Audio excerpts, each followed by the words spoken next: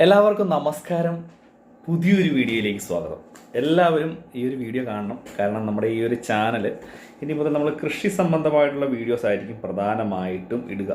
കൃഷി സംബന്ധമായിട്ടുള്ള കാര്യങ്ങൾ മാത്രമായിരിക്കും ഈ ഒരു വീഡിയോയിലൂടെ ഷെയർ ചെയ്ത് കൊടുക്കുക. തീർച്ചയായിട്ടും നിങ്ങൾക്ക് എന്തെങ്കിലും കൃഷി സംബന്ധമായിട്ടുള്ള വീഡിയോസൊക്കെ ഷെയർ ചെയ്യണമെന്നുണ്ടെങ്കിൽ, അല്ലെങ്കിൽ നിങ്ങളുടെ എന്തെങ്കിലും പ്രോഡക്റ്റുകൾ, കൃഷി സംബന്ധമായിട്ടുള്ള പ്രോഡക്റ്റുകൾ ഷെയർ ചെയ്യണമെന്നുണ്ടെങ്കിൽ തീർച്ചയായിട്ടും നമ്മുടെ ഈ ഒരു ചാനൽ വഴി നമ്മൾ ഷെയർ ചെയ്ത് തരുന്നതായിരിക്കും. അപ്പോൾ നമുക്ക് തീർച്ചയായിട്ടും ഇന്ന് നമ്മൾ പറയുവാൻ പോകുന്നത്, നമ്മൾ കൃഷി ചെയ്യുന്ന സമയത്ത് നമുക്കറിയാം കൃഷികൾ പല രീതിയിലുണ്ട്. ജൈവ കൃഷിയുണ്ട്, രാസവള കൃഷിയൊക്കെ ഉണ്ട്. പക്ഷേ നമ്മൾ കൃഷി ചെയ്യുന്ന സമയത്ത് ഓരോ വിളകളും, ഇപ്പോൾ എന്ത് കൃഷിയാണോ ചെയ്യുന്നത് അതിൻ്റെ വിളകൾ നടുന്ന സമയത്ത് അതിന് നിശ്ചിതമായിട്ടുള്ള ഒരു അകലം പാലിക്കേണ്ടതായിട്ടുണ്ട് ഓരോ വിളയും നടുന്ന സമയത്ത്. അപ്പോൾ ഓരോ വിളയും ചെടികൾ തമ്മിലുള്ള ഇടയകലത്തെപ്പറ്റി, അതായത് എന്ത് വിളയാണോ ചെയ്യുന്നത് അത് തമ്മിലുള്ള ഇടയകലത്തെ ആസ്വാദമൊക്കെയുള്ള ഒരു വീഡിയോ ആണിത്. അപ്പോൾ തീർച്ചയായിട്ടും ഈ ഒരു വീഡിയോ പൂർണ്ണമായും കാണുക, വീഡിയോ ലൈക്ക് ചെയ്യുക, ചാനൽ സബ്സ്ക്രൈബ് ചെയ്യുക. കൃഷി ചെയ്യുന്ന എല്ലാ ആളുകൾക്കും ഇത് ബാധകമായിട്ടുള്ള, അല്ലെങ്കിൽ നിങ്ങൾക്ക് അറിഞ്ഞിരിക്കേണ്ട കാര്യമാണ്. നമ്മൾ കൃഷി ചെയ്യുന്ന സമയത്ത് പലതരത്തിലുള്ള കൃഷികൾ ചെയ്യാറുണ്ട്.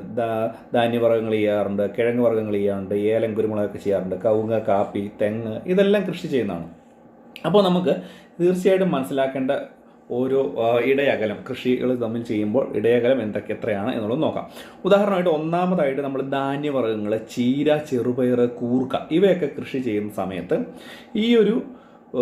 ഇതിൻ്റെ ഇടയകലമായിട്ട് വരേണ്ടത് 0 മുതൽ 40 സെൻറ്റിമീറ്റർ വരെ അകലത്തിലായിരിക്കണം. ഒരു ധാന്യവർഗ്ഗം എന്തെങ്കിലും നട്ടതിന് ശേഷം 40 സെൻറ്റിമീറ്റർ വരെ കഴിഞ്ഞ് ഇതിൽ നമ്മൾ അടുത്ത ധാന്യവർഗ്ഗം നടാൻ സാധിക്കുകയുള്ളൂ, അല്ലെങ്കിൽ ആ ഒരു ഇത് തന്നെ വീണ്ടും ചെയ്യാവുള്ളൂ. ഇതിൽ വളം പ്രയോഗം ചെയ്യുമ്പോൾ വളം കൃഷിസ്ഥലം മുഴുവനായി വിതറിക്കൊടുത്തതിന് ശേഷമായിരിക്കണം ഈ ഒരു ധാന്യവർഗ്ഗങ്ങൾ, ചീര, ചെറുപയർ, കൂർക്ക എന്നിവ കൃഷി ചെയ്യാൻ. രണ്ടാമതായിട്ട് കിഴങ്ങ് വർഗ്ഗങ്ങൾ, പച്ചക്കറികളൊക്കെ, ഈ രണ്ട് വിഭാഗങ്ങൾ, അല്ലെങ്കിൽ കിഴങ്ങ് വർഗ്ഗവും പച്ചക്കറിയൊക്കെ കൃഷി ചെയ്യുന്ന സമയത്ത് 41 സെൻറ്റിമീറ്റർ മുതൽ 1 മീറ്റർ വരെ ഇടയകലം ഉണ്ടായിരിക്കണം. ഇതുകൂടാതെ തന്നെ ഇതിൻ്റെ വളം എങ്ങനെയാണ് വിതറുന്നത് എന്ന് പറഞ്ഞാൽ, ചെടിയുടെ ചുവട്ടിൽ നിന്നും 10 സെൻറ്റിമീറ്റർ മുതൽ 30 സെൻറ്റിമീറ്റർ വരെ അകലത്തിൽ വേണം വളം ചെയ്യാനായിട്ട്. അത് എന്ത് വളമായാലും ആ ഒരു രീതിയിലായിരിക്കണം ചെയ്യേണ്ടത്.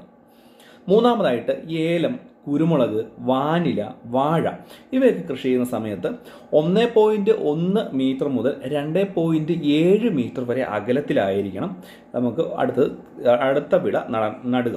അതായത് ഇടയകലം എന്ന് പറയുന്നത് 1.1 മുതൽ 2.7 വരെ മീറ്റർ ആയിരിക്കും. കൂടാതെ ചെടിയുടെ ചുവട്ടിൽ നിന്നും 40 സെൻറ്റിമീറ്റർ മുതൽ 80 സെൻറ്റിമീറ്റർ അകലത്തിൽ വേണം ഇതിന് വേണ്ട വളങ്ങൾ ചെയ്യുവാൻ. അതൊന്ന് മനസ്സിലാക്കുക. അടുത്തതായിട്ട് നമുക്ക് കവുങ്ങ്, കാപ്പി, കൊക്കോ ഇങ്ങനെയുള്ള കൃഷിവിളകൾ ഇത് കൃഷി ചെയ്യുന്ന സമയത്ത് 2.8 മീറ്റർ മുതൽ 7 മീറ്റർ വരെ അകലത്തിലാണ് ഇതിൻ്റെ ഇടയകലം വരുന്നത്. അതായത് ഒരു കവുങ്ങ് നട്ടതിന് ശേഷം 2.8 മീറ്റർ മുതൽ 7 മീറ്റർ വരെ അകലം കഴിഞ്ഞിട്ട് വേണം അടുത്ത കവുങ്ങ് നടാൻ.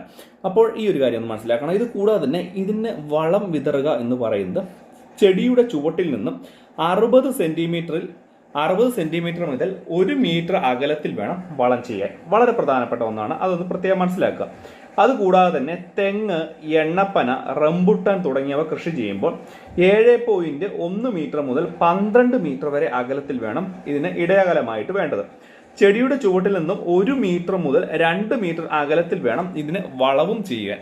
അപ്പോൾ ഇത്രയും കാര്യങ്ങൾ നമ്മൾ പലതരത്തിലുള്ള കൃഷിയെക്കുറിച്ചാണ് കണ്ടത്. ഇതിനകത്ത് ധാന്യവർഗ്ഗങ്ങൾ, ചീര, കിഴങ്ങ് വർഗ്ഗങ്ങൾ, പച്ചക്കറികൾ, ഏലം, കുരുമുളക്, അങ്ങനെയുള്ള പല കാര്യങ്ങൾ പറഞ്ഞു.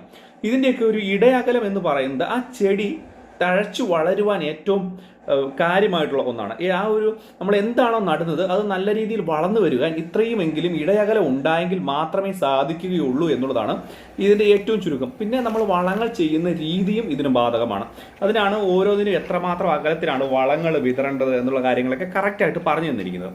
തീർച്ചയായിട്ടും ഈ ഒരു രീതിയിൽ തന്നെ കൃഷി ചെയ്യുവാൻ എല്ലാവരും ശ്രദ്ധിക്കുക. ഇത് അറിഞ്ഞിട്ടില്ലാത്ത, അല്ലെങ്കിൽ ഈ ഒരു കാര്യം അറിയുള്ള ആളുകൾ തീർച്ചയായും വീഡിയോയ്ക്ക് താഴെ അറിയിക്കുക. അറിഞ്ഞിട്ടില്ലാത്ത ആളുകൾ അവരൊന്ന് പറയുക, ഇങ്ങനെ ഒരു സംഭവം ഉണ്ടോ എന്നുള്ള കാര്യം നമുക്കറിയത്തില്ലായിരുന്നു, ആദ്യമായിട്ടാണ് അറിയുന്നത് എന്നുള്ളൊരു കാര്യം. അപ്പോൾ ഇത്രയുമാണ് പറയുവാൻ വന്നത്. അപ്പോൾ നാളെ മറ്റൊരു കൃഷി വീഡിയോ ആയിട്ട് വീണ്ടും കാണാം. Bye friends.